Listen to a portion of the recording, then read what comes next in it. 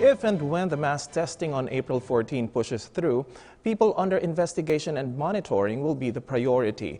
This is clarified by the Department of Health, saying that by month's end, 8,000 COVID-19 tests can be processed per day. For now, the country has recorded 3,018 cases with 136 deaths, as PTV's Mark Vitalco reports. Based on the latest data of the Department of Health, there are now 6,002 patients under investigation and 6,321 persons under monitoring in the Philippines. They are the ones to be prioritized when the mass testing for COVID-19 pushes through. The DOH clarified that mass testing doesn't mean all Filipinos will be tested for COVID-19, but they are confident that laboratories can do a total of 3,000 tests a day by April 14 when the enhanced community quarantine period expires. RITM is now processing around 1,000 tests per day. Inaasahan po natin na mas tataas pa ito hanggang 2,000 tests per day sa mga darating na araw.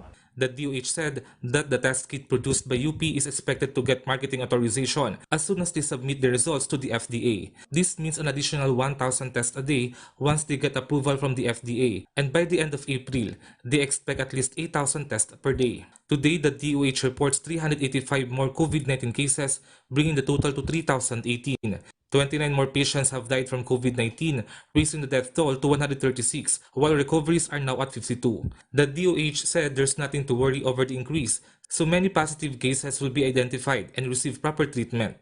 Ang ating mga ospital at health facilities ay nag-assign na po ngayon ng data encoder para real-time nilang maisubmit sa atin ang mga datos at maaga natin ma-confirm ang mga cases. Malinaw po sa atin ngayon na hindi pa po bumababa ang kaso ng COVID-19. On the Philippines' participation in the WHO Solidarity Trial, the DOH assured the safety and welfare of Filipino patients who will participate. The Solidarity Trial aims to find ways on how to find a cure for COVID-19. Ang pinaka-importante po sa lahat na dapat natin i-highlight dito is the informed consent that will be sought from the patients or their legal representatives. It means that the doctors need to explain fully to the patient what the trial is about, that the tests are going to be randomized, and they have to agree to joining it.